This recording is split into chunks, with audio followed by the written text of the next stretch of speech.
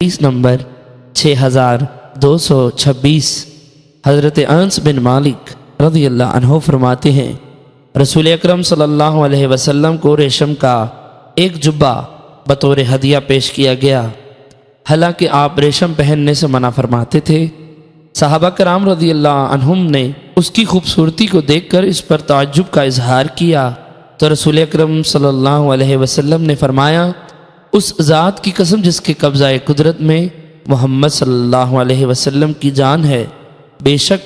جنت میں حضرت سعد بن معاذ رضی اللہ عنہ کے رومال اس سے زیادہ خوبصورت ہیں۔ حدیث نمبر 6227 حضرت انس رضی اللہ عنہ فرماتے ہیں کہ دومت الجندل